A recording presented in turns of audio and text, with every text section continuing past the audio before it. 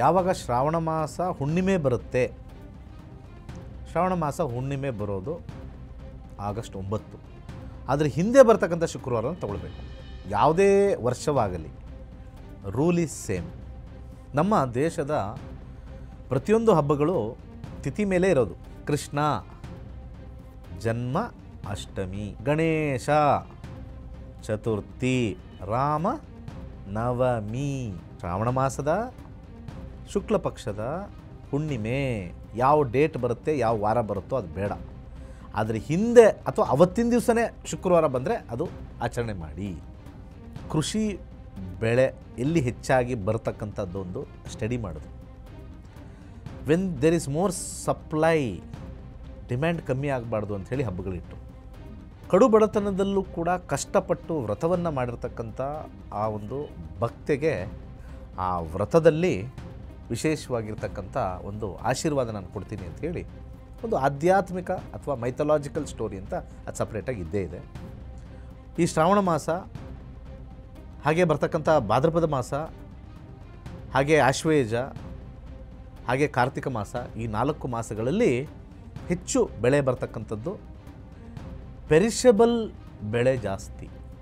Make hay while the sun shines ಅಂತ ಒಂದು ಹೇಳ್ತಾರೆ. ಅದೇ ಥರ ಯಾವಾಗ ಪ್ರೊಡಕ್ಷನ್ ಜಾಸ್ತಿ ಇದೆಯೋ, ಮನಿ ಸರ್ಕ್ಯುಲೇಷನ್ ಜಾಸ್ತಿ ಆಗಬೇಕು, ಎಲ್ಲರಿಗೂ ಕೂಡ ಒಂದು ರೀತಿ ಹಬ್ಬದ ವಾತಾವರಣ ಅಂತ ಪುಷ್ ಮಾಡಿದ್ರೆ ಫಸ್ಟ್ ಕ್ಲಾಸ್ ಆಗಿರ್ತಕ್ಕಂಥದ್ದು ತೋರಿಸುತ್ತೆ.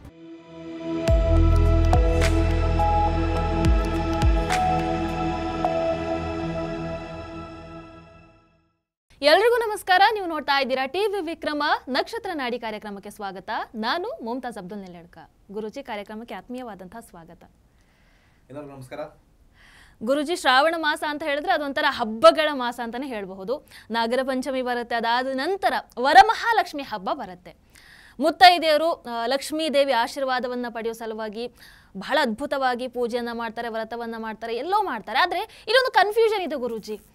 ಆಗಸ್ಟ್ ಮೊದಲ ಶುಕ್ರವಾರ ಬರುತ್ತಾ ಅಥವಾ ಸೆಕೆಂಡ್ ಶುಕ್ರವಾರ ಬರುತ್ತಾ? ಅಂದರೆ ಆಗಸ್ಟ್ 1ನೇ ತಾರೀಕಿಗೆ ವರಮಹಾಲಕ್ಷ್ಮಿ ಹಬ್ಬ ಬರುತ್ತಾ ಅಥವಾ ಆಗಸ್ಟ್ 8ನೇ ತಾರೀಕಿಗೆ ಬರುತ್ತಾ ಅಂತ ಈ ಒಂದು ಕನ್ಫ್ಯೂಷನ್ ಬಹಳ ಇದೆ. ಸೊ ನೀವೊಂದು ಕ್ಲಾರಿಟಿ ಕೊಡೋದಾದ್ರೆ ಗುರುಜಿ. ಹಿಂದಿನಿಂದ ನಡ್ಕೊಂಬಂದಿರತಕ್ಕಂಥ ಒಂದು ವಿಚಾರ ನಾವು ತಗೊಳ್ಬೇಕಾದ್ರೆ, ಯಾವಾಗ ಶ್ರಾವಣ ಮಾಸ ಹುಣ್ಣಿಮೆ ಬರುತ್ತೆ, ಶ್ರಾವಣ ಮಾಸ ಹುಣ್ಣಿಮೆ ಬರೋದು ಆಗಸ್ಟ್ 9. ಆದರೆ ಹಿಂದೆ ಬರ್ತಕ್ಕಂಥ ಶುಕ್ರವಾರನ ತಗೊಳ್ಬೇಕು.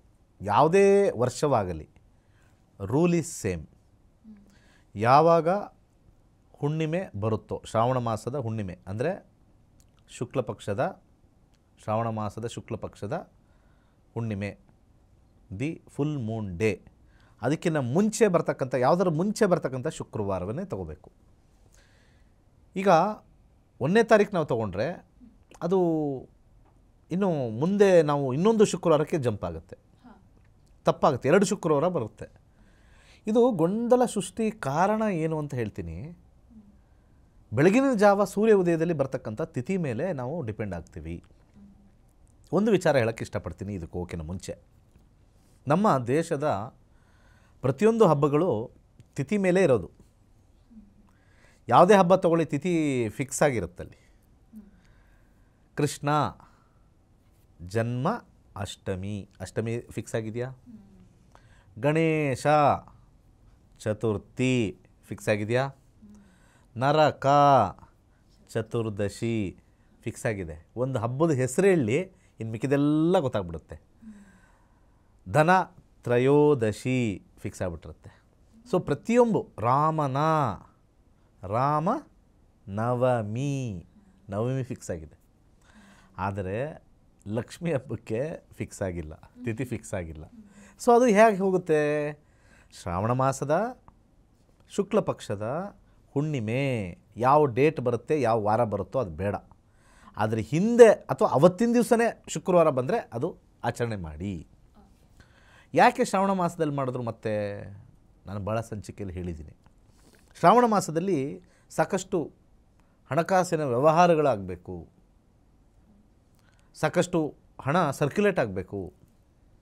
ಇವತ್ತಿನ ದಿವಸ ಸರ್ಕಾರಗಳಾಗಲಿ, ಯಾವುದೇ ದೇಶದ ಸರ್ಕಾರಗಳಾಗಲಿ, ಮನಿ ಸರ್ಕ್ಯುಲೇಷನ್ ಇದ್ರೇ ಎಕನಾಮಿಕಲ್ ಗ್ರೋತ್. ಮನಿ ಸರ್ಕ್ಯುಲೇಷನ್ ಸೊ ನಮ್ಮ ಮನಿ ಸರ್ಕ್ಯುಲೇಷನು ಆಗಬೇಕು, ಎಂಜಾಯ್ಮೆಂಟು ಆಗಬೇಕು ಅಂತಂದರೆ ಹಬ್ಬಗಳು ಒಂದು ಮೂಲ. It is the root cause for money circulation. ಮೊನ್ನೆ ಈ ಒಂದು ಆಷಾಢ ಮುಗಿದ ಆದಮೇಲೆ ಶ್ರಾವಣ ಸ್ಟಾರ್ಟ್ ಆಗಿದ ತಕ್ಷಣ ದೇವಸ್ಥಾನಕ್ಕೆಲ್ಲ ಹೋಗಿ ಹೂವುಗಳು ಎಲ್ಲ ವಿಚಾರಗಳು ಅಲ್ಲಿ ನಮಗೆ ಮನಿ ಸರ್ಕ್ಯುಲೇಷನ್ ಆಯಿತು. ರೀಸೆಂಟಾಗಿ ನಮಗೆ ಈ ನಾಗರ ಪಂಚಮಿ ಆದಾಗ ಅಲ್ಲಿ ಹಾಲ್ ಸರ್ಕ್ಯುಲೇಟ್ ಆಯಿತು. ಹಾಗೆ ಇವಾಗ ಸೀರೆ, ಹೆಣ್ಮಕ್ಳೆಲ್ಲ ಸೀರೆ ಉಟ್ಕೋಬೇಕು ಅಂತ ಆಸೆ, ಹೂವು, ಕಳಶ ಇಡ್ತಕ್ಕಂಥದ್ದು. ಸೊ ಎಲ್ಲ ನಾವು ಬೆಳೀತಕ್ಕಂಥ ಎಲ್ಲ ಪದಾರ್ಥಗಳಾಗಲಿ ನಾವು ಎಲ್ಲರಿಗೂ ಕೂಡ ಒಂದು ಸಪ್ಲೈ ಚೈನ್ ಮ್ಯಾನೇಜ್ಮೆಂಟ್ ಅಂತ ನಾವು ಕರಿತೀವಿ. ಯಾರ್ಯಾರು ನಮಗೆ ಕೃಷಿಯಿಂದ ಹಿಡಿದು, ಬೆಳೆಯೋದ್ರಿಂದ ಹಿಡಿದು, ವ್ಯಾಪಾರದಿಂದ ಹಿಡಿದು ಎಲ್ಲರಿಗೂ ಕೂಡ ಒಂದು ಕನೆಕ್ಟಿವಿಟಿ ಇರ್ತಕ್ಕಂಥದ್ದು ನಾವು ಹೇಳ್ತೀವಿ. ಆ ಕನೆಕ್ಟಿವಿಟಿ ಇರೋದೇ ಈ ಒಂದು ಸರ್ಕ್ಯುಲೇಷನ್ ಆಫ್ ಎಕನಾಮಿ ಅಂತ ನಾವು ಕರಿತೀವಿ, ಫೈನಾನ್ಷಿಯಲ್ ಸರ್ಕ್ಯುಲೇಷನ್. ಸೊ ಲಕ್ಷ್ಮೀ ಹಬ್ಬ ಬೇರೆ ಯಾವುದೋ ಒಂದು ತಿಂಗಳಲ್ಲಿ ಬರ್ಬೋದಾಗಿತ್ತಲ್ಲ, ಯಾಕೆ ಶ್ರಾವಣ ಮಾಸದಲ್ಲೇ ಬಂತು ಸರ್? ಯಾಕೆ ಜನವರಿಲಿಲ್ಲ ಸರ್? ಯಾಕೆ ಡಿಸೆಂಬರ್ ಒಂದು ಮಾಡ್ಬಿಡೋದಿದೆಯಲ್ಲ ಸರ್? ಕ್ರಿಶ್ಚಿಯನ್ ಯಾವುದೋ ಹಬ್ಬ ಬರುತ್ತಲ್ಲ ಅವತ್ತಿನ ದಿವಸ ಸುಮ್ಮನೆ ಹಾಕ್ಬಿಡ್ಬೇಕಾಯ್ತು, ಚಳಿಗಾಲದಲ್ಲಿ ಅದು ಆಗ್ತಾಯಿತ್ತು. ನೋ, ಯಾವ ಕಾಲಕ್ಕೆ ಕೃಷಿ ಬೆಳೆ ಎಲ್ಲಿ ಹೆಚ್ಚಾಗಿ ಬರ್ತಕ್ಕಂಥದ್ದೊಂದು ಸ್ಟಡಿ ಮಾಡಿದ್ರು. When there is more supply, demand ಕಮ್ಮಿ ಆಗಬಾರ್ದು ಅಂಥೇಳಿ ಹಬ್ಬಗಳಿಟ್ಟರು. When there is more supply on certain months. ಈಗ ಎಷ್ಟೊಂದು ನಾವು ಕೃಷಿಗೆ ಹೋಗಿ ನಾವು ಚೆಕ್ ಮಾಡಿದ್ರೆ ಎಷ್ಟೊಂದು ಬೆಳೆ ನಾವು ಹಾಕಿದ ತಕ್ಷಣ ಬರೋಲ್ಲ. ಕೆಲವು ಬೆಳೆ ವರ್ಷಕ್ಕೆ 2 ಸತಿ ಬರುತ್ತೆ, ವರ್ಷಕ್ಕೆ 3 ಸತಿ ಬರುತ್ತೆ, ಆ ರೀತಿ ಇರ್ತಕ್ಕಂಥದ್ದು. ಇದನ್ನೆಲ್ಲ ಪ್ಲ್ಯಾನ್ ಮಾಡಿಕೊಂಡು ಈ ಶ್ರಾವಣ ಮಾಸ, ಹಾಗೆ ಬರ್ತಕ್ಕಂಥ ಭಾದ್ರಪದ ಮಾಸ, ಹಾಗೆ ಆಶ್ವಯುಜ, ಹಾಗೆ ಕಾರ್ತಿಕ ಮಾಸ, ಈ 4 ಮಾಸಗಳಲ್ಲಿ ಹೆಚ್ಚು ಬೆಳೆ ಬರ್ತಕ್ಕಂಥದ್ದು. ಪೆರಿಷಬಲ್ ಬೆಳೆ ಜಾಸ್ತಿ, ಪೆರಿಷಬಲ್. ಈಗ ಅಕ್ಕಿ ನಾವು ಇಟ್ಟರೆ ಎಷ್ಟು ವರ್ಷ ಬೇಕಾದ್ರೂ ಇಡ್ಬೋದು, ರಾಗಿನೂ ಕೂಡ ಎಷ್ಟು ವರ್ಷ ಬೇಕಾದ್ರೂ ಇಡ್ಬೋದು. ಆದರೆ ಭಾಳ ಇಂಪಾರ್ಟೆಂಟ್ ಆಗಿರ್ತಕ್ಕಂಥದ್ದು ಏನು ಅಂತಂದರೆ, ಕೆಲವು ಬೆಳೆಗಳು ಪೆರಿಷಬಲ್ ವಿಚಾರದಲ್ಲಿ ಹಣ್ಣುಗಳು, ಯಾಕಂದರೆ ಈ ಕಾಲದಲ್ಲಿ ಕೆಲವು ಹಣ್ಣುಗಳು ಬರುತ್ತೆ, ಹಳಸನೇ ಯಾವಾಗಲೂ ಬರುತ್ತಾ? ಮಾವಿನ ಹಣ್ಣು ಕಾಲಕ್ಕೆ ಪ್ರಕೃತಿ ಪ್ರಕಾರ ಬರ್ತಕ್ಕಂಥ ಒಂದು ವಿಚಾರದಲ್ಲಿ ಬಂದಾಗ ನಾವು ಹೆಚ್ಚು ಪ್ರೊಡ್ಯೂಸ್ ಆಗ್ತಕ್ಕಂಥ ಒಂದು, ಯಾಕಂದರೆ ಮಳೆ ಬಂದಿರತಕ್ಕಂಥದ್ದು ಎಲ್ಲ ಕಡೆ ಸಣ್ಣ ಬೆಳೆ ಅಥವಾ ಕ್ಯಾಶ್ ಕ್ರಾಪ್ ಅಂತ ಕರಿತೀವಿ, ಸಣ್ಣ ಬೆಳೆ ದೊಡ್ಡ ಬೆಳೆ ಅಂತ ಕರಿತಾ ಇರ್ತಾರೆ. ಅಂಥದ್ದನ್ನು ಬೇಗ ವಹಿವಾಟು ಮಾಡಿ ಮನಿ ಸರ್ಕ್ಯುಲೇಷನ್ ಹೆಚ್ಚಾದಾಗ ಈ ಸಮ್ಮರ್ ಬಂದಾಗ ನೆಮ್ಮದಿಯಾಗಿರ್ಬೋದು. ಯಾವಾಗ ಬರಗಾಲ ಬರುತ್ತೋ ಅಥವಾ ಯಾವುದಾದ್ರು ಸಮಸ್ಯೆ ಆದಾಗ ಅದನ್ನು ಸಮಾಧಾನವಾಗಿ ಅಂಥ ಒಂದು ಸಂದರ್ಭದಲ್ಲಿ, ಈಗ ವ್ಯಾಪಾರ ವಹಿವಾಟು ಚೆನ್ನಾಗಿದ್ದಾಗ ಎಲ್ಲರೂ ಸಮೃದ್ಧಿಯಾಗಿರ್ತಕ್ಕಂಥ ಒಂದು ವಿಚಾರದಲ್ಲಿ ಅದೇನೋ ಹೇಳ್ತಾರೆ, make hay when the sun shines ಅಂತ ಹೇಳ್ತಾರೆ. ಇದರ ಅರ್ಥ ಇದೆ ಅಂದರೆ, ಯಾವಾಗ ನೀನು ಬೆರಣಿ ತಟ್ತೀಯಲ್ಲ, ಆ ಬೆರಣಿನ ಯಾವಾಗ ತಟ್ಬಿಡಬೇಕು ಅಂತಂದರೆ ಸೂರ್ಯನ ಕಿರಣಗಳು ಜೋರಾಗಿದ್ದಾಗ ತಟ್ಬಿಡ್ಬೇಕು. ಸೂರ್ಯನ ಕಿರಣಗಳು ಏನಾದ್ರು ಮೋಡ ಬಂದುಬಿಡ್ತು ಅಂದರೆ ಅದು ಒಣಗಲ್ಲ, ಆಮೇಲೆ ನೀನು ಅಗ್ನಿಗೆ ಇಟ್ಟು ಅಡುಗೆ ಮಾಡಿಸ್ಕೊಳಕ್ಕಾಗಲ್ಲ ಅಂತ. Make hay while the sun shines ಅಂತ ಒಂದು ಹೇಳ್ತಾರೆ. ಅದೇ ಥರ ಯಾವಾಗ ಪ್ರೊಡಕ್ಷನ್ ಜಾಸ್ತಿ ಇದೆಯೋ, ಮನಿ ಸರ್ಕ್ಯುಲೇಷನ್ ಜಾಸ್ತಿ ಆಗಬೇಕು, ಎಲ್ಲರಿಗೂ ಕೂಡ ಒಂದು ರೀತಿ ಹಬ್ಬದ ವಾತಾವರಣ ಅಂತ ಪುಷ್ ಮಾಡಿದ್ರೆ ಫಸ್ಟ್ ಕ್ಲಾಸ್ ಆಗಿರ್ತಕ್ಕಂಥದ್ದು ತೋರಿಸುತ್ತೆ. ಹಾಗೆ ಇದು ಆಚಾರ ಆಯಿತು, ವಿಚಾರನೂ ಕೂಡ ಆಯಿತು. ಆದರೆ ಆಧ್ಯಾತ್ಮಿಕ ಚಿಂತನೆಯಲ್ಲಿ ಈ ಒಂದು ಶ್ರಾವಣ ಮಾಸದಲ್ಲಿ ಮಹಾಲಕ್ಷ್ಮಿ ಒಂದು ಭಕ್ತೆ ವ್ರತವನ್ನು ಮಾಡ್ತಾಳೆ. ಅವರ ಗಂಡನಿಗೆ ಭಾಳಷ್ಟು ಹಣದ ಸಮಸ್ಯೆ ಇದ್ದಾಗ ಒಂದು ವ್ರತವನ್ನು ಮಾಡ್ತಾಳೆ. ಅವಳ ಹೆಸರು ಕೂಡ ಲಕ್ಷ್ಮಿ ಅಂತಲೇ ಹೆಸರಿಡ್ತಾರೆ, ಪಾರ್ವತಿಯ ಸ್ವರೂಪ ಅಂತ ಹೇಳ್ತೀವಿ. ಸೊ ಕಡು ಬಡತನದಲ್ಲೂ ಕೂಡ ಕಷ್ಟಪಟ್ಟು ವ್ರತವನ್ನು ಮಾಡಿರ್ತಕ್ಕಂಥ ಆ ಒಂದು ಭಕ್ತೆಗೆ ಈ ರೀತಿ ಯಾರು ಶ್ರಾವಣ ಮಾಸದ ಹುಣ್ಣಿಮೆಯ ಹಿಂದಿನ ಶುಕ್ರವಾರ ಈ ರೀತಿಯಾಗಿರ್ತಕ್ಕಂಥ ವ್ರತವನ್ನು ಮಾಡ್ತಾರೆ, ಆ ವ್ರತದಲ್ಲಿ ವಿಶೇಷವಾಗಿರ್ತಕ್ಕಂಥ ಒಂದು ಆಶೀರ್ವಾದ ನಾನು ಕೊಡ್ತೀನಿ ಅಂತ ಹೇಳಿ ಒಂದು ಆಧ್ಯಾತ್ಮಿಕ ಅಥವಾ ಮೈಥಾಲಜಿಕಲ್ ಸ್ಟೋರಿ ಅಂತ ಅದು ಸಪ್ರೇಟಾಗಿ ಇದ್ದೇ ಇದೆ. ಮಾಡೋದ್ರಲ್ಲಿ ಏನು ತಪ್ಪಿಲ್ಲ. ಆರ್ಥಿಕವಾಗೂ ಸಾಮಾಜಿಕವಾಗೂ ಧಾರ್ಮಿಕವಾಗೂ ಕೂಡ ಅಭಿವೃದ್ಧಿ ಹೊಂದತಕ್ಕಂಥದ್ದೇ ನಮ್ಮ ಸನಾತನ ಧರ್ಮ. ಸೊ ಇಲ್ಲಿ ನಮಗೆ ಗೊಂದಲ ಬೇಡ. 8ನೇ ತಾರೀಕೆ ಹಬ್ಬ, ಎಲ್ಲರಿಗೂ ಕೂಡ ಮುಂಚಿತವಾಗಿ ನಿಮಗೆಲ್ಲರಿಗೂ ಕೂಡ ವರಮಹಾಲಕ್ಷ್ಮಿಯ ಹಬ್ಬದ ಶುಭಾಶಯಗಳು.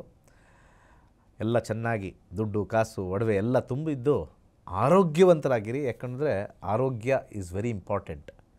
ನಾನೊಂದು ಯಾವಾಗಲೂ ಒಂದು ಪಾಯಿಂಟ್ ಕೇಳ್ತಾ ಇರ್ತೀನಿ ಎಲ್ಲರಿಗೂ ಕೂಡ, ನಿಮ್ಮ ಲೈಫ್ ಪಾರ್ಟ್ನರ್ ಯಾರು ಅಂತ ಕೇಳ್ತೀನಿ. ನಿಮ್ಮ ಲೈಫ್ ಪಾರ್ಟ್ನರ್ ಯಾರು? ಇನ್ನೂ ಮದುವೆ ಆಗಿಲ್ಲ ಅಂತ ಅಂದ್ಬಿಡ್ತಾರೆ, ಅಥವಾ ಇನ್ನೂ ನಾನು ಮದುವೆ ಆಗಿದ್ದೀನಿ ಸರ್ ಮನೇಲಿದ್ದಾರೆ. No, wrong. ನಿಮ್ಮ ಲೈಫ್ ಪಾರ್ಟ್ನರ್ ನಿಮ್ಮ ದೇಹ. ನಿಮ್ಮ ಲೈಫ್ ಪಾರ್ಟ್ನರ್ ನಿಮ್ಮ ದೇಹ. ಸೊ ನಿಮ್ಮ ದೇಹನೂ ಕೂಡ ಲಕ್ಷ್ಮಿ ಇದ್ದಂಗೆ, ಅದನ್ನು ಚೆನ್ನಾಗಿ ನೋಡ್ಕೋಬೇಕು. ಆರೋಗ್ಯ important. Take care of your life partner. ಒಳ್ಳೆಯದಾಗಲಿ. ಸರ್ವೇ ಜನ ಸುಖಿನೋ ಭವಂತು. ಧನ್ಯವಾದಗಳು ಗುರುಜಿ. ಸೊ ಎಸ್, ಗುರುಜಿ ಬಹಳ ಅದ್ಭುತವಾಗಿ ತಿಳಿಸ್ಕೊಟ್ಟಿದ್ದಾರೆ.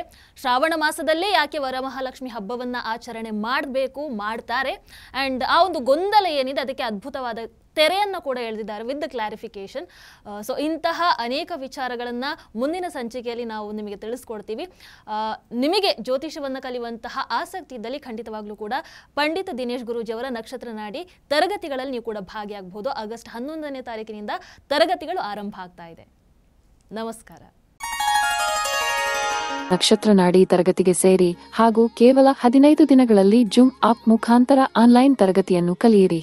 ಜ್ಯೋತಿಷ್ಯ ಶಾಸ್ತ್ರದಲ್ಲಿ ಆಧುನಿಕ ತಂತ್ರಜ್ಞಾನವನ್ನು ಬಳಸಿ ಸಿದ್ಧಪಡಿಸಿರುವ ಗೋಲ್ಡ್ ಫ್ರೀ ಆಸ್ಟ್ರೋ ಆಪ್ ಮುಖಾಂತರ ನಮ್ಮ ಜೀವನದಲ್ಲಿನ ಮುಖ್ಯ ವಿಚಾರಗಳಾದ ಆರೋಗ್ಯ, ವಿದ್ಯಾಭ್ಯಾಸ, ವೃತ್ತಿ ಜೀವನ, ಮದುವೆ ವಿಚಾರ, ಆಸ್ತಿ, ಪ್ರಯಾಣ, ವ್ಯಾಜ್ಯದಂತಹ ವಿಚಾರಗಳ ಬಗ್ಗೆ ಜಾತಕದಲ್ಲಿ ಅತ್ಯಂತ ಸುಲಭ ರೀತಿಯಲ್ಲಿ ತಿಳಿಯಬಹುದಾಗಿದೆ. 60,000ಕ್ಕೂ ಹೆಚ್ಚಿನ ವಿದ್ಯಾರ್ಥಿಗಳಿಗೆ ನಕ್ಷತ್ರ ನಾಡಿ ಜ್ಯೋತಿಷ್ಯವನ್ನು ಕಲಿಸಿಕೊಟ್ಟಿರುವ ಪಂಡಿತ್ ದಿನೇಶ್ ಗುರೂಜಿಯವರ ತರಗತಿಗಳಿಗೆ ಇಂದೇ ನೋಂದಾಯಿಸಿ. ಸುಲಭವಾದ ಮತ್ತು ಶಾಸ್ತ್ರೋಕ್ತವಾದ ಜ್ಯೋತಿಷ್ಯ ಶಾಸ್ತ್ರವನ್ನು ಕಲಿಯಿರಿ. ಹೆಚ್ಚಿನ ಮಾಹಿತಿಗಾಗಿ ಇಂದೇ ನಮ್ಮ ನಕ್ಷತ್ರ ನಾಡಿಯನ್ನು ಸಂಪರ್ಕಿಸಿ. ಧನ್ಯವಾದಗಳು. ಟಿವಿ ವಿಕ್ರಮ, ದೇಶ ನಿಮ್ಮ ಕೈಯಲ್ಲಿ. ಈ ಕಾರ್ಯಕ್ರಮ ನಿಮಗೆ ಇಷ್ಟ ಆಗಿದ್ದಲ್ಲಿ ಲೈಕ್, ಶೇರ್ ಹಾಗೂ ಕಮೆಂಟ್ ಮಾಡಿ. ಟಿವಿ ವಿಕ್ರಮದ ಕಾರ್ಯಕ್ರಮಗಳನ್ನು ನಿರಂತರವಾಗಿ ವೀಕ್ಷಿಸಲು ಸಬ್ಸ್ಕ್ರೈಬ್ ಮಾಡಿ, ಬೆಲ್ ಐಕನ್ ಒತ್ತಿ.